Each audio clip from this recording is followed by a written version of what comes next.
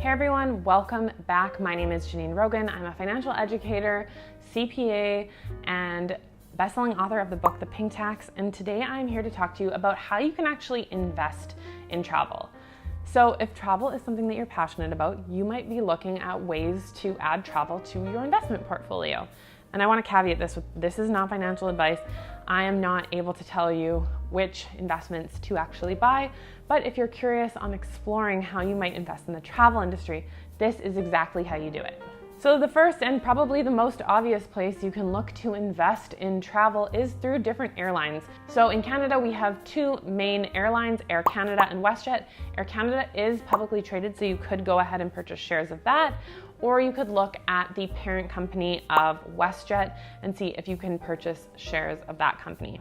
In the US, you have the ability to purchase shares in Delta or United or American Airlines, and there are other budget airlines all around the world that are also publicly traded that you could look at purchasing an investment in.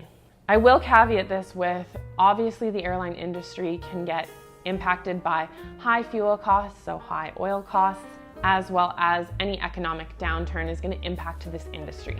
The next place that you can look to invest are in hotels. So places like Marriott or Hyatt or the Hilton, all of these have the ability to be invested in. You just need to go find that stock and determine whether or not it's a good fit for your portfolio, or if you think now is the right time to buy that stock. You also have the ability to invest in Cruiselines, which is an interesting one. You also have the ability to invest in travel agencies, which is interesting. I have a couple listed here.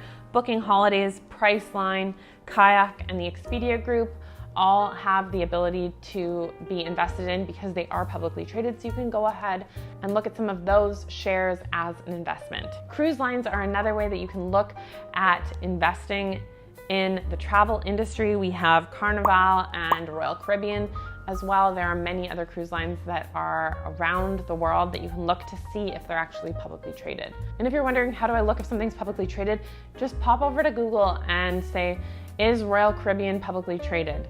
Or who owns Royal Caribbean? And you can see the parent company that owns that company and see if you can actually invest in that company. If you're interested in rental cars, we can invest in Avis or Hertz. Those are two options that are pretty well known that are publicly traded. And then of course there is travel tech, which is an interesting industry. Places like TripAdvisor, you have the ability to invest in those. Now, if you're thinking individual stocks are expensive to invest in, I absolutely agree with you. Discount brokerages are moving in the right direction and allowing you to have no fee trades. So both Questrade and Wealthsimple allow this. I would also check with the brokerage at your financial institution to see if that's an option for you. But there are also ETFs that you can look at that encompass a lot of these different companies. So there are two ETFs I'll talk about: JETS, which is predominantly an airline ETF, and PEJ, which is a leisure entertainment ETF. I will caveat with, I have not looked into every single holding in these ETFs, so definitely do your due diligence and make sure that you're not paying incredible MER fees, management expense ratio, as these are just going to eat into your returns. So we want to be looking for investments that have an MER of lower than 0.5%. I will say, of course, as with any investment, there are risks associated with investing in this industry. It is quite cyclical.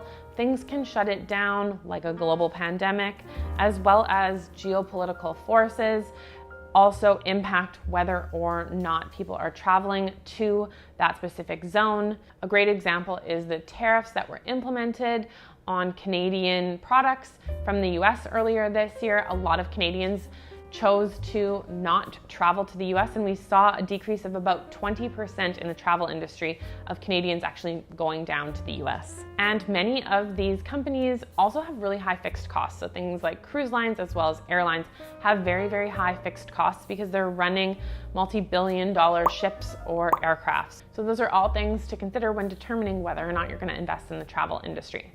So I hope you enjoyed this video. If you have any questions or thoughts around investing in the travel industry, let me know in the comment section below. And please like this video and subscribe to my channel, and I will see you next week.